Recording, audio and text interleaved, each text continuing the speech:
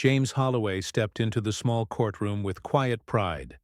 He was not an ordinary man. He had served in the U.S. Army for over 20 years, through tough times and dangerous places. He had worn the uniform, risked his life, and earned the medals that now decorated the chest of his suit.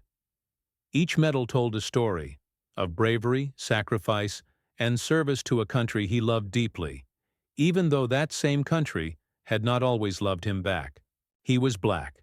He had grown up during times when racism was out in the open, and he had seen it wear many faces, even in the military.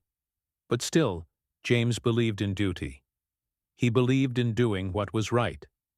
That morning, he wasn't in court as a criminal or a lawyer. He was there as a witness. A friend of his, a young black man named Darnell, had been the victim of police mistreatment in a town not known for fairness. James had seen part of what happened. He had watched how Darnell had been stopped by two police officers, questioned without cause, pushed against a wall, and humiliated in public. James had been walking by and had spoken up, telling the officers that what they were doing wasn't right. He had seen fear in Darnell's eyes. That memory stayed with him. Now James had been asked to testify. He agreed, not just for Darnell, but for every young black man who had faced such moments and stayed silent. He put on his best suit that day and carefully pinned his medals to his chest, not to show off, but because they were a part of who he was. A soldier, a patriot, a man of honor. He sat quietly in the courtroom as the case was being introduced. People glanced at him, noticing the medals. Some looked with respect, others looked with discomfort. But James kept his eyes forward, hands folded on his lap. The courtroom itself was small and old. It smelled faintly of wood polish and dust. The walls were lined with faded flags and pictures of past judges, all white men in serious poses. The judge on the bench was Judge Raymond Carlisle, a man in his late 60s. He had been on that bench for over 30 years and had a reputation for being strict, traditional, and not very friendly toward people who tried to make a scene, as he often said. People in town whispered about him. Some called him fair. Others called him something else, especially those who had faced him and felt injustice instead of justice. As the clerk called James's name, he stood up and walked to the witness stand with steady steps. He could feel everyone's eyes on him. Not just because he was a witness, but because he carried something else with him, dignity.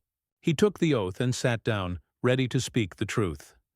But before the lawyer could ask the first question, Judge Carlisle raised his hand. "Mr. Holloway," the judge said, in a voice that was sharp but calm, "before you begin, I must ask you to remove those medals." The courtroom froze. For a moment, no one moved. No one spoke. James looked at the judge, thinking he might have misunderstood. "Excuse me, Your Honor?" he asked respectfully. "I said remove those medals. This is a courtroom. We need to avoid anything that could influence the jury's emotions. Your decorations are unnecessary here." James felt a slow burn in his chest. He kept his voice calm. "Your Honor, with all due respect, these medals are not just decorations. They are part of who I am. They show my service to this country." The judge's face tightened. "I'm not questioning your service, Mr. Holloway, but the court has rules. This is not a military parade." Some people in the courtroom looked confused. Others looked angry. A woman near the back whispered, "That's not right." An older black man shook his head. A white man in a suit leaned forward, interested. The air in the room grew heavy. James looked down at the medals. His Bronze Star, his Army Commendation Medal, his ribbon for combat duty. He remembered the places behind them, hot deserts, cold mountain valleys, and long, sleepless nights listening for danger. He remembered the friends he had lost. He remembered standing at attention during funeral services, saluting with tears in his eyes. He looked back at the judge. "I'm sorry, sir," he said, "but I cannot take them off. I've earned them with blood and time. I wore them to remind everyone, including myself, who I am. I will not remove them." The judge's eyes narrowed, his jaw clenched. There was a long pause.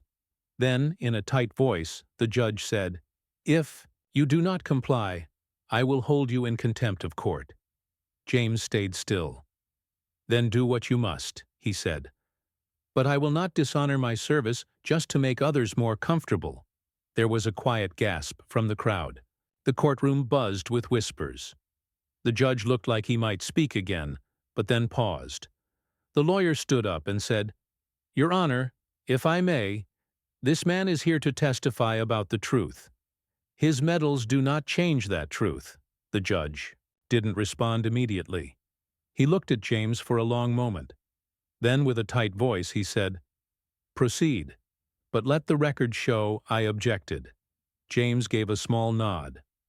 The lawyer began the questioning. But from that moment on, everything felt different. The tension in the room had cracked something open. James's refusal had stirred emotions in people. Some felt pride, some felt shame, others felt exposed. But James sat tall and answered every question honestly. He spoke clearly. He described what he saw on the day Darnell was stopped. He explained what the officers did. He shared how Darnell had not resisted, had not even raised his voice. He spoke like a soldier, calm, focused, disciplined. When he finished, and the defense had no questions, he stood and walked back to his seat. People watched him not just as a witness, but as a man who had quietly drawn a line in the sand and stood by it. The judge avoided his gaze. Outside the courthouse, a reporter who had been watching the case typed a headline, "Judge tries to strip veteran of medals in court. Witness refuses with honor." That was just the beginning. James had no idea yet that this moment, his quiet resistance, was about to become national news. All he knew was that he had done what he felt was right, like always. The silence in the courtroom after James Holloway refused to remove his medals felt like the quiet before a storm. People were still watching him as he sat back down, the medals on his chest gently catching the light. The judge, Raymond Carlyle, had a stiff look on his face. He was used to being the most powerful man in the room. He had been a judge for more than 30 years. In this courtroom, his word was law, and yet James had stood his ground in front of him, calm and proud, and refused a direct order. The trial continued for a short while, but the atmosphere had changed completely. People weren't just thinking about the case anymore. They were thinking about what had just happened between the judge and the veteran. A few jurors glanced at James from time to time, their eyes no longer neutral. Some of them looked impressed. Others looked uncomfortable. The lawyers could feel it too. The moment had shaken the room. During the break, people gathered in the hallway, whispering and talking. One young woman said, "Why would a judge ask a soldier to take off his medals?" Another man replied, "He says it's to protect the jury, but it feels like something else." A white-haired lady who had been sitting in the back row said, softly, "That man earned those medals. He didn't come in here looking for attention. He came to tell the truth." Inside the judge's chambers, Judge Carlyle was pacing. His face was red, and his hands were shaking slightly. He had not expected James to say no. He had expected him to quietly obey, like so many others had done over the years. But James wasn't like the others. He was calm, respectful, but firm, something that made Carlyle feel like he had lost control of his courtroom. That bothered him deeply. Judge Carlyle was not a man who enjoyed being challenged, especially not in front of a full courtroom. He believed in order and decorum, but sometimes that meant he expected people to stay silent and accept whatever he said, even when it wasn't fair. He told his clerk, "This is a circus now. I won't let this man turn my courtroom into a theater." But the truth was, the courtroom wasn't a theater. It had simply become real for the first time in a long time. The moment James stood up for himself, something powerful had happened. People saw courage, not in anger or shouting, but in quiet resistance. Later that afternoon, as the court session resumed, the judge spoke directly to the jury. He said, "Members of the jury, please remember that you must focus only on the facts of the case and not be swayed by emotion or appearance. That includes uniforms, medals, or personal beliefs." He didn't say James's name, but everyone knew who he meant. It was clear the judge still wanted control over the situation, and he was trying to tell the jury to ignore what James represented. James sat in his seat, listening carefully. He didn't flinch. He didn't show any anger. He just sat straight, with dignity, like a soldier sitting at attention. He knew the judge was trying to make a point, but he also knew that people had already seen what they needed to see. Outside the courtroom, word of what happened was already spreading. A local reporter who had been covering the trial posted a short message on social media. Black Army veteran told to remove medals before testifying. Refuses. Judge threatens contempt. Veteran stands his ground. Within an hour, the post had been shared hundreds of times. By evening, it had reached thousands. People from all over the country started to comment. Veterans, young and old, wrote messages, like, "You never tell a soldier to take off his medals," and "He earned those. Nobody has the right to take that from him." Civil rights groups started to pay attention too. One group tweeted, "A judge just asked a decorated black veteran to remove his medals before testifying. This is not about court rules. This is about respect and race." People started digging into the judge's past. Some found old cases where Judge Carlisle had made controversial decisions, especially in cases involving black defendants or civil rights activists. It wasn't just this one moment. It seemed like a pattern. A few local lawyers spoke anonymously, saying they were not surprised by what happened, because the judge had shown bias before, but no one had ever challenged him so directly. That evening, James went home, tired but not shaken. He didn't have a television, but his phone was full of messages. A neighbor told him, "You're on the news, Mr. Holloway. People are talking about what happened today." James didn't know what to say. He hadn't come to court to make a statement. He had only wanted to tell the truth. But something had changed. His small act of standing up had become something much bigger. The next day, reporters started calling. One news van even parked outside his house. They wanted interviews. They wanted to hear why he had refused to remove his medals. James wasn't sure if he should speak. He didn't like being in the spotlight. He talked to his daughter, who lived 2 states away. She said, "Dad, what you did matters. People need to hear your voice. You showed the country what real strength looks like." That day, James gave a short interview from his porch. He said, "I served this country for over 20 years. I wore that uniform with pride. Those medals are not just metal. They represent friends I lost. They represent pain, honor, and service. I didn't wear them to brag. I wore them because they are part of me. No one should be asked to remove their identity just to speak the truth." The clip went viral.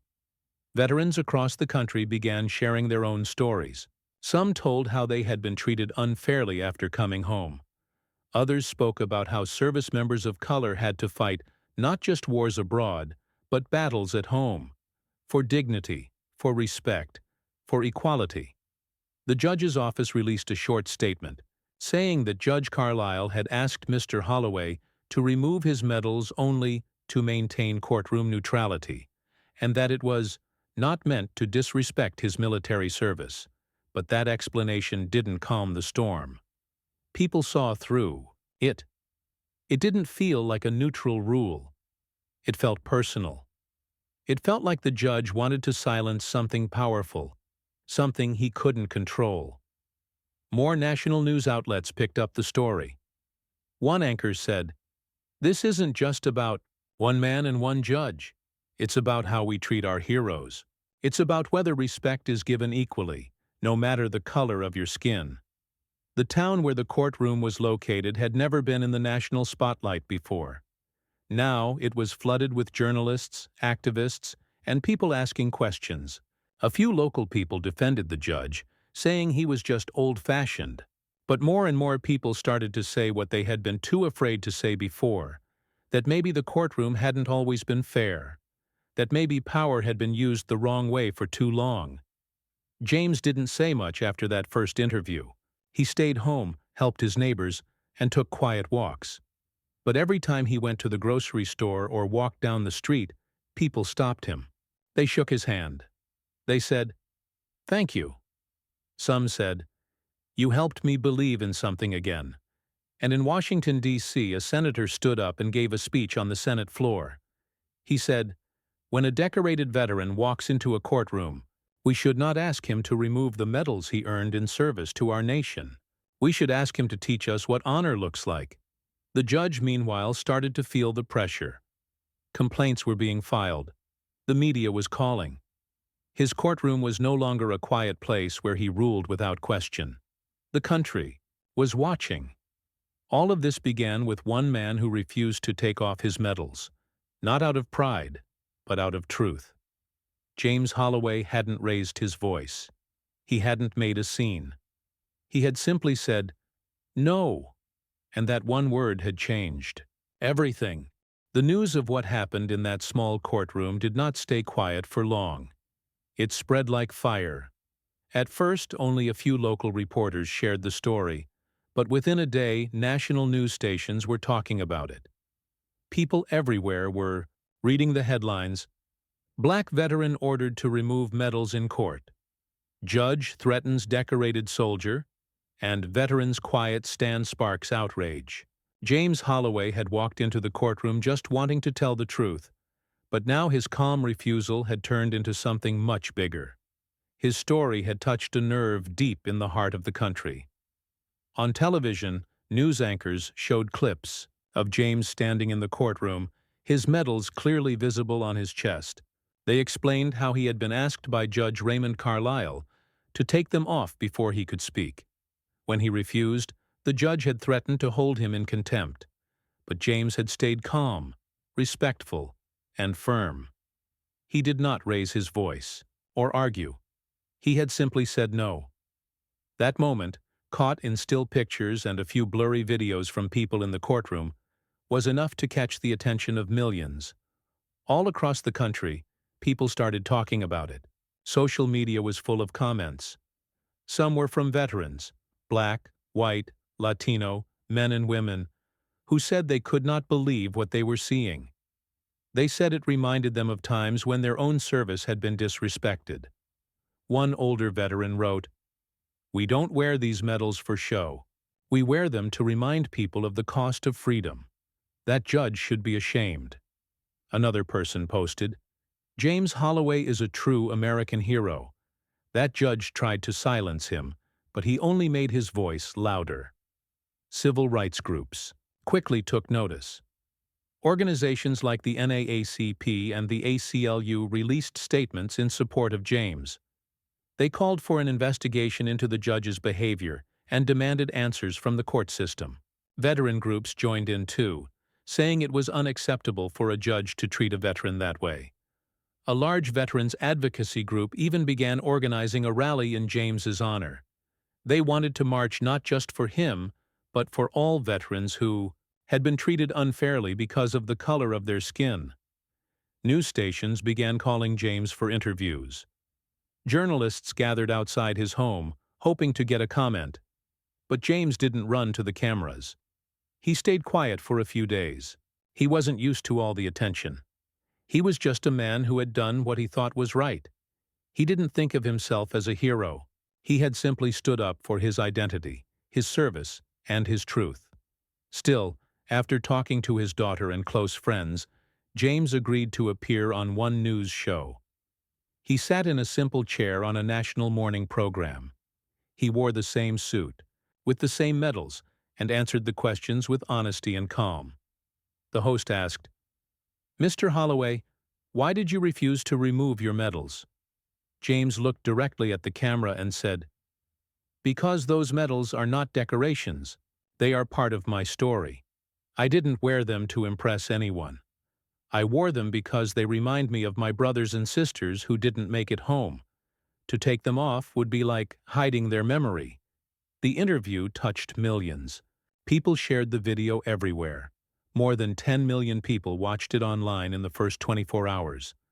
Letters started arriving at James's home, from students, veterans, school teachers, even police officers. One little boy wrote, "Dear Mr. Holloway, I want to be brave like you one day." A woman from Texas said, "My father was also a soldier, and he would be proud to know a man like you." Meanwhile, pressure was building around Judge Carlisle. His courtroom was now under the microscope. News reporters began looking into his past cases. They found more than just one strange decision. Over the years, there had been multiple complaints about his behavior, especially in cases involving Black or Latino defendants. In some cases, lawyers had said the judge treated their clients unfairly, interrupting them more often or scolding them for small things. But most of those complaints had gone nowhere. Now, with James's case in the spotlight, everything was being looked at again. Legal experts began speaking out. Some said the judge may have broken court ethics. Others said his actions showed racial bias. A few former court employees came forward quietly. One said, "That courtroom has always had two sets of rules, one for some people and another for others." These voices added fuel to the fire.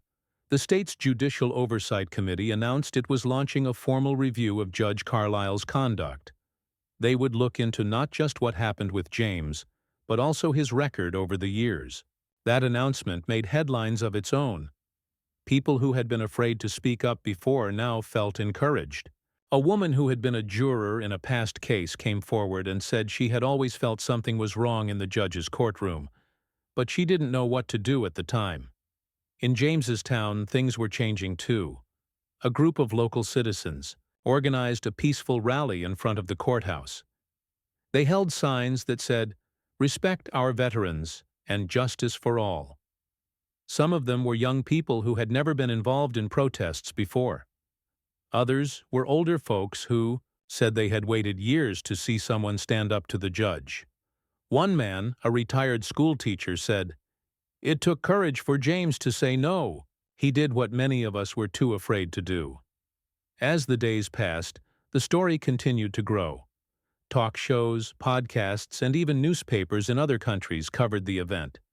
People from Canada, the UK, and beyond sent messages of support. A group of soldiers in Germany even took a photo together, holding a sign that read, "We stand with James Holloway." The attention also reached Washington, D.C. Some members of Congress began discussing the issue publicly. One congresswoman gave a speech saying, "James Holloway served his country with honor. That courtroom failed to serve him with the same respect. We must ask ourselves, how many others have faced this kind of treatment, but didn't have a camera there to capture it?" A bill was even introduced to Congress, nicknamed the Holloway Act, which aimed to protect veterans from being told to remove military decorations in public institutions unless it posed a clear security risk. The bill was symbolic, but it showed how far James's simple action had gone. Still, James remained humble. He continued his quiet life, walking his dog, helping neighbors, and attending a local veterans group meeting every week. People continued to visit him, bring gifts, or just thank him. He always smiled and said, "I was just doing what felt right." Despite all the praise, there were also people who didn't like the attention the story was getting. Some defenders of the judge claimed it was all being blown out of proportion.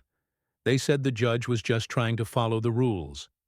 A few people online posted hateful comments, but they were outnumbered by those who supported James. Still, it reminded everyone that change never comes without resistance. Back at the courthouse, Judge Carlisle stayed silent for many days. He stopped showing up for some of the trials, and a temporary judge was brought in. Rumors swirled that he might step down. Others said he was waiting for the storm to pass. But the storm wasn't going anywhere. One day, a group of veterans came. to the courthouse steps and held a press conference. They were black, white, and Latino, standing side by side in uniform. One of them, an old Marine in a wheelchair, said, "James Holloway stood for us. Now we stand for him."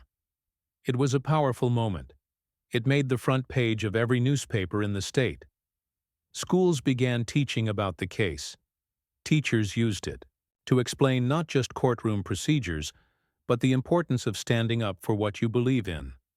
Some classrooms watched James's interview and wrote essays about courage and identity. A history teacher said, "We often talk about heroes from the past, but now our students are seeing one in real time." James didn't expect to become a symbol. He had always believed in simple values: duty, truth, and dignity. But now his story was reminding people of what those words truly meant. People started saying that the courtroom had tried to silence him, but instead, it gave him a bigger voice. That voice wasn't loud or angry. It was steady, clear, and powerful. And it reminded the country that sometimes real change starts not with shouting, but with one man quietly saying, "No, I will not hide who I am." What came next would change the judge's life forever. But for now, James remained the center of a movement he had never planned, but one that carried his message far beyond the walls of that small courtroom. Judge Raymond Carlisle sat alone in his office, the air still and heavy. He could hear the quiet murmur of voices from the courtroom down the hall, but no one dared knock on his door. For over 3 decades, he had ruled this courthouse like a king. People respected him, or feared him. He believed he was a man of law and order. But now, everything he had built was starting to shake, all because of one man who refused to take off his medals. The pressure on the judge had grown with each passing day. News reporters were digging into his past, former courtroom staff had come forward, and social media was filled with outrage. There were videos of veterans standing in support of James Holloway, students writing essays about him, and even Congress members speaking out. Carlisle tried to stay quiet, hoping it would all pass, but deep inside, he knew it wouldn't. One morning, a letter from the Judicial Review Board arrived. It wasn't a surprise. He had been expecting it.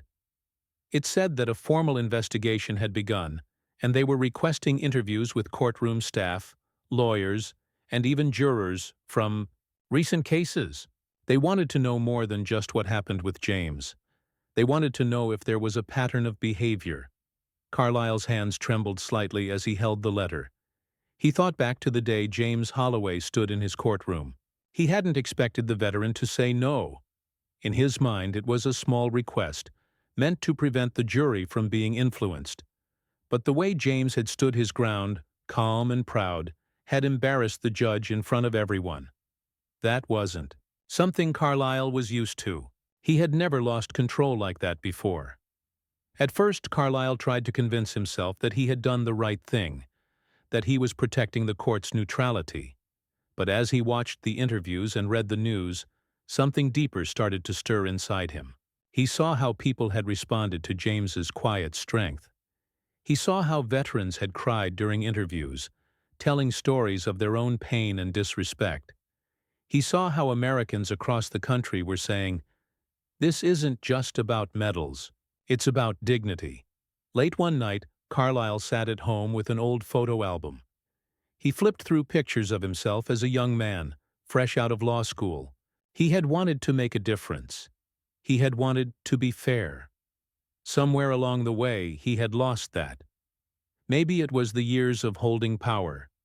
Maybe it was the belief that being a judge meant he was always right.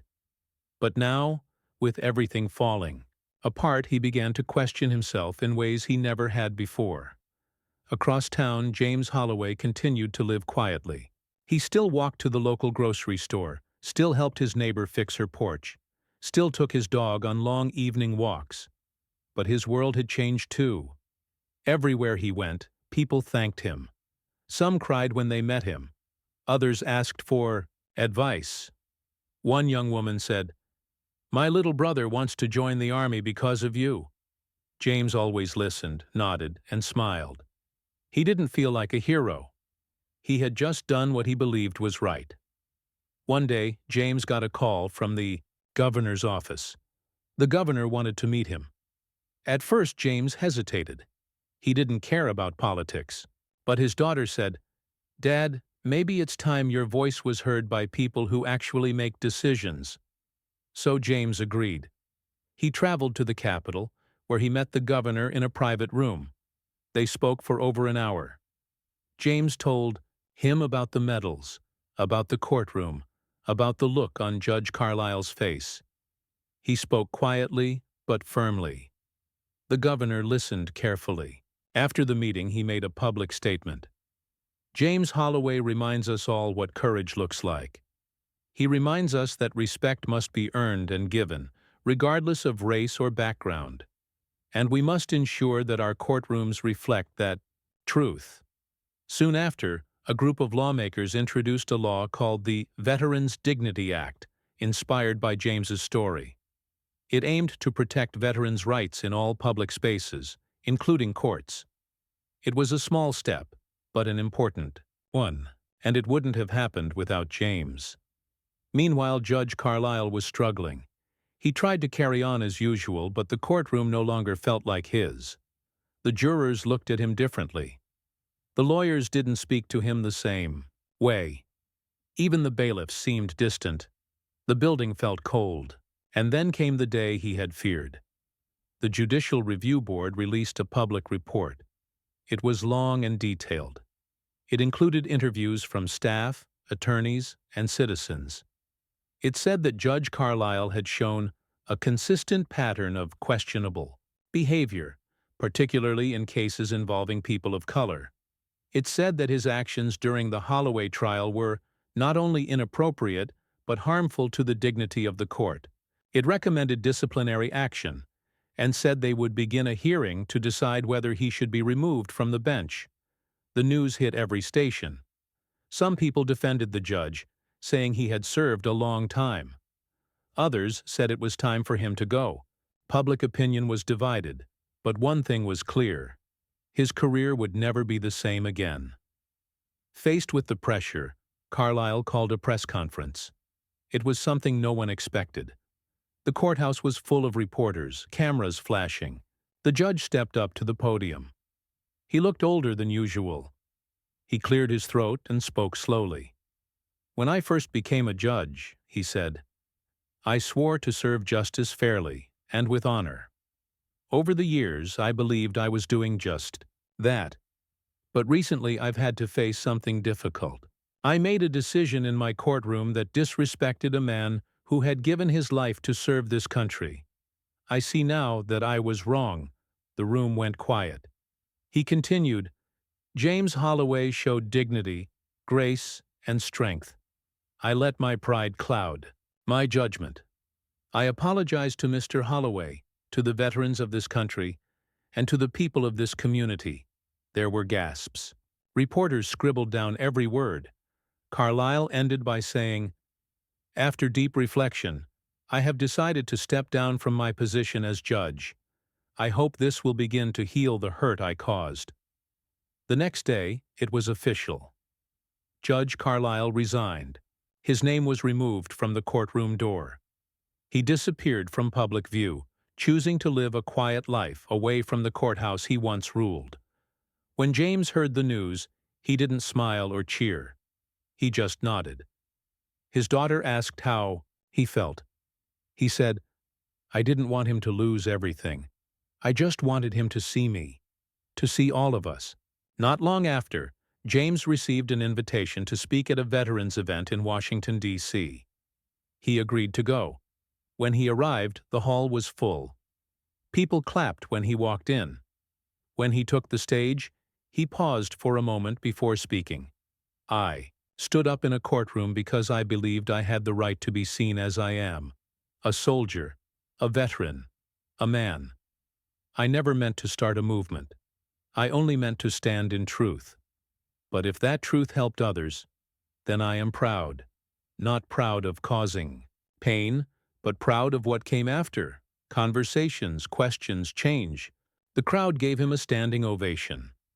James returned home after the speech, back to his small house and simple life. But he was no longer just a witness in a courtroom. He had become a symbol of quiet strength, of justice, of dignity. He had reminded the world that one voice, even when soft, can change everything. And though Judge Carlisle had stepped down, and the courthouse had a new judge, people still talked about that moment in court. They talked about the day a man refused to remove his medals, and how that act of bravery shook a system and made it look at itself. James never asked for a statue, a holiday, or even a thank you. But in the hearts of many, he became something even greater, a reminder that sometimes real heroes don't shout. They simply stand. James Holloway sat on his porch in the early morning light, sipping from a chipped mug and listening to the birds chirp in the trees. It had been several months since the courtroom incident that changed his life forever. He still wore his medals, proudly, not for the attention, but because they belonged to him. Every inch of metal and ribbon was a reminder of battles fought, friends lost, and the strength it took to survive. His life had changed, but he hadn't. He was still the same quiet man who liked to fix old things and take care of his garden. But now, people saw him differently. Neighbors who used to nod politely now stopped to talk. Kids waved at him on their way to school. Strangers sent him letters thanking him for his courage. He had become a local legend, though he never asked for it. Veterans from nearby towns drove hours just to shake his hand. Some brought stories of their own, about the racism they faced while wearing a uniform, about the medals they had put away in drawers because no one respected them. James always listened. He didn't interrupt. Sometimes he gave advice, sometimes just a quiet nod. What people wanted more than answers was to be heard. James understood that better than most. He had become something rare in today's world, a symbol people trusted. Not because he shouted the loudest or marched in protests, but because he stood for something. He stood for quiet dignity, for truth, for fairness. His story was used in classrooms and courtrooms, in speeches and sermons. But James never let it get to his head. "I'm not a hero," he often said. "I'm just a man who got tired of being told to sit down." His daughter Michelle had started writing a book about his life. She interviewed him every evening, recording his memories, his thoughts, the small things that most people would overlook. She wanted to make sure that, long after her father was gone, the world would remember who he was and what he did. "Your story matters," she told him one night. "And it doesn't belong to the courtroom anymore. It belongs to history." At first, James wasn't sure. He didn't like the idea of being written about. But he saw how serious Michelle was. She wasn't doing it for money or fame. She just wanted people to understand the quiet pain behind his strength. So he told her everything. About the war. About coming home to a country that didn't see him as a hero. About the time he was refused service in a restaurant even though he was in uniform. About the medals he earned and the friends he lost. About the day in court when a judge tried to strip away his honor, and the way he stood still, refusing to let it happen. As the book took shape, so did James's new role. He was invited to speak at universities and military bases. At first, he said no to most of them. He didn't want to be on a stage. But one day a group of young black cadets wrote him a letter. They said, "We look up to you. You've shown us what strength looks like. Please come speak to us." James read the letter 3 times before folding it neatly and putting it in his pocket. A week later, he stood in front of over 200 cadets, his voice steady and calm. He told them, "It's not the medals that make a man. It's what you carry inside. It's the truth you refuse to hide. You'll be tested, not just in war, but in rooms where people think they're better than you. In moments when you'll want to stay quiet, but your heart will tell you to speak. Listen to that voice. That's where courage lives." After the speech, the cadets lined up to shake his hand. Some cried, others hugged him. One said, You made me believe I can survive this uniform, sir." Meanwhile, changes were happening in James's town. The courthouse where it all started had a new judge now, a woman known for her fairness and calm nature. She invited James to a private meeting, not as a witness, but as a respected voice. "We want to do better," she told him. "Help us see what we've been blind to." James walked the halls of the courthouse again, but this time people opened doors for him. They listened. He helped create a program that trained judges and lawyers on how to treat veterans and people of color with respect and understanding. The program wasn't just about rules, it was about empathy. James insisted on that. "You can't change minds with punishment alone," he said. "You need to change hearts." The town also named a street after him, Holloway Way. At first, James protested. "I don't need my name on a sign," he said. But his daughter smiled and said, "It's not just for you, Dad. It's for every kid who walks down that road and learns your story." One sunny day, they held a small ceremony. Veterans came from all over the state. The mayor gave a short speech. Michelle read a passage from her upcoming book. Then James stood up. He didn't speak long. He just said, "I didn't fight for medals. I fought for respect. If this street reminds one person to treat others with dignity, then it was worth it." As time passed, James's influence reached farther than he could imagine. A high school in another state started a Holloway Scholarship for students planning to join the military or study law. A law professor wrote an article about how James's courtroom moment changed legal culture. People who had never met him felt connected to his story. But James remained the same. He still fixed things in his garage, still played chess with his neighbor every Friday, still walked his dog in the evening, waving at the kids who called out his name. But sometimes, late at night, he sat quietly on his porch, thinking about how much had changed. One evening, a young reporter from a national newspaper visited him. She asked, "Do you feel like justice was served?" James thought for a long moment.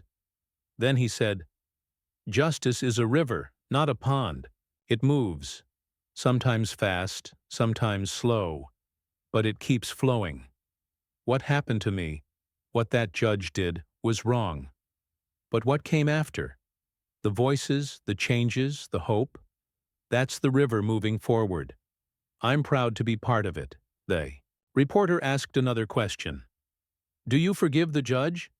James smiled faintly. "I don't carry anger with me. I carry lessons." That judge had the chance to see himself. He chose to apologize and step down.